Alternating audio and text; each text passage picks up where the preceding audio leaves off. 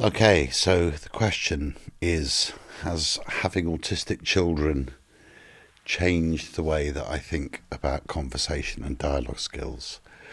Well, having autistic children has changed everything, is the first thing to say. And yes, it has changed the way that I see some of these skills. I have two autistic boys, currently 11 and 10. My 10-year-old is very outgoing, very gregarious. 80-90% of any given day, you might be mistaken for thinking he's an entirely neurotypical kid. Loves being with people, very outgoing.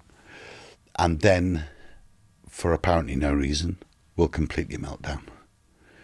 And of course, your instinct is to get in there as a parent, to love him and to give him everything you can, including good conversation. And of course, what you have to do, and this is a navigating skill really, is actually just sometimes just leave him be. Because what he wants to do, what he needs to do, is just go out in the garden and cry. So I have to remind myself to be tempted not, or I have to remind myself not to be tempted to rescue him the whole time.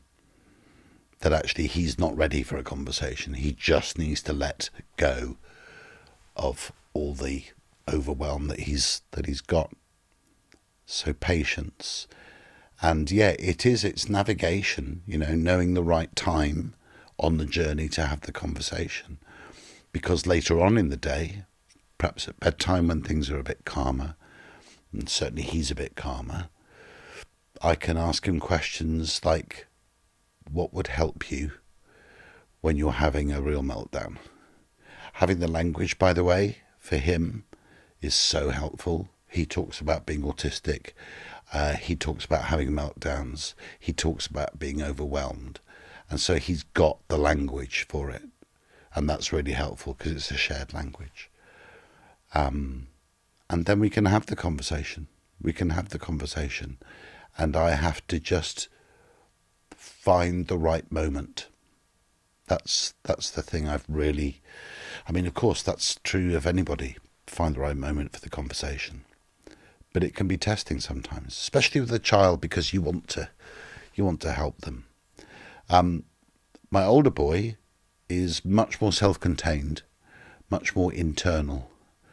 And if he gets anxious about something, and he will think ahead a lot about school the next day, about the taxi, about anything that is in his life a big thing, he will keep it to himself. And he'll get anxious inside himself, which of course is also a different way of torturing the people who love you, because you just want to reach out and help. And again, it might well be later on in the day when he's on his own, so navigating again, listening, checking that I understand from his point of view what it is that's worrying him. And also, and again, this is just a skill for anybody you care about.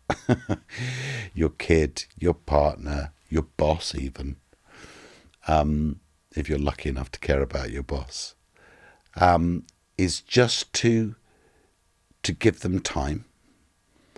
And also with anybody who struggles to articulate themselves, and again, could be anybody in your life, start with some closed questions. Give them an easy A or B answer.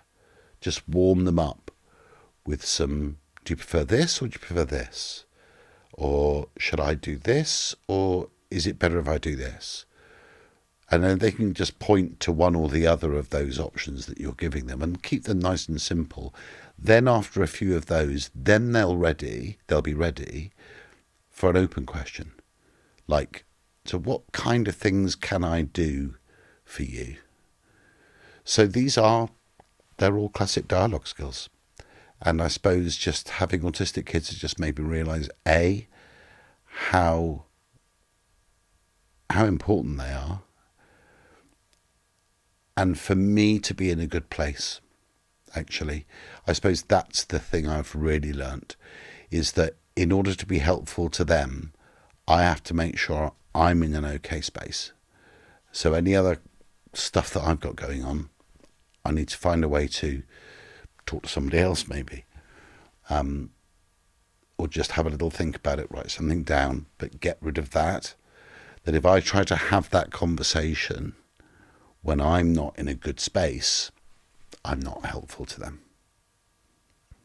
So in order to be generous to them, I have to be generous to myself.